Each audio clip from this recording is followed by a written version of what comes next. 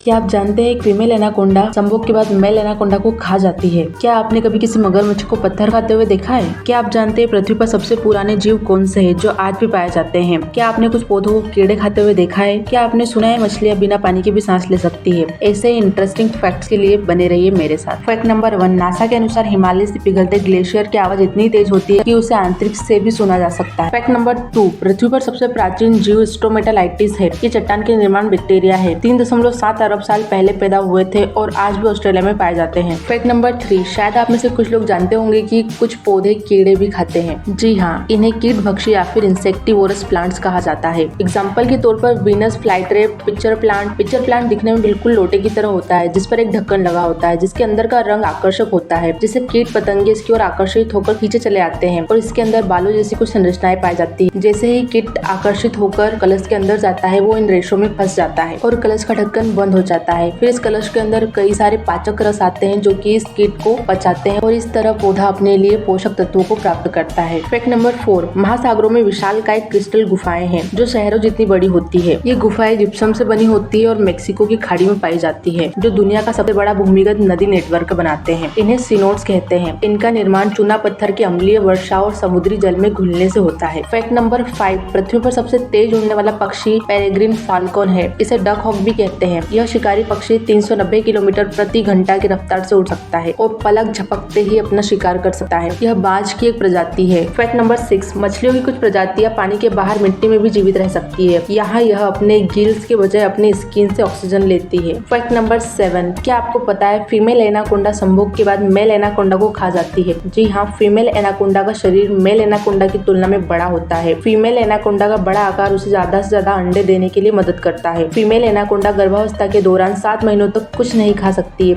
ऐसे में उसे संभोग के बाद बेहद पौष्टिक भोजन की आवश्यकता होती है। इसलिए कभी कभी कुछ फीमेल एनाकोंडा संभोग के बाद मेल एनाकोंडा को खा जाती है। फैक्ट नंबर 8, एनाकोंडा सांप देखने में भले ही भारी भरकम होते हैं, लेकिन इनमें जहर नहीं होता है। इसका मतलब ये नहीं है खतरनाक नहीं होते। अगर कोई शिकार इनकी जकड़ में आ जाए तो शरीर से केवल उनकी जान ही बाहर निकल सकती है। यह शिकार को मारकर उसे पूरा निगल जाते हैं। कई बार एनाकोंडा मगरमच्छ तक को निगल जाते हैं और अपने शिकार को पचाने में इन्हें हफ्तों से महीनों लग जाते हैं। फैक्ट नंबर 9, क्या आप जानते हैं मगरमच्छ पत्थर खाते हैं? ऐसा करने के कई फायदे हैं। पहला, मगरमच्छ कुछ कवच वाले समुद्री जानवरों को पचाने के लिए कुछ कंकड़ खाते हैं। दूसरा, मगरमच्छ को जब पानी की गहराई में जाना होता है तो वो पत्थरों को निगल लेते हैं ताकि वो गहराई में जाकर अपना शिकार कर सके। फैक्ट नंबर 10, क्या आपने कभी ड्रैगन ट्री के बारे में सुना है? यह अरब सागर के यमन देश में पाया जाता है। इसे काटने पर रेड रेजिन निकलता है जो कि ब्लड की तरह दिखाई देता है, इसलिए इसे ड्रैगन ट्री कहा जाता है। यह यमन का राष्ट्रीय वृक्ष माना जाता है। ओके गाइस, ये वीडियो कैसा लगा कमेंट में जरूर बताइए और ऐसे इंटरेस्टिंग वीडियोस के लिए subscribe my channel. Thank you so much for watching.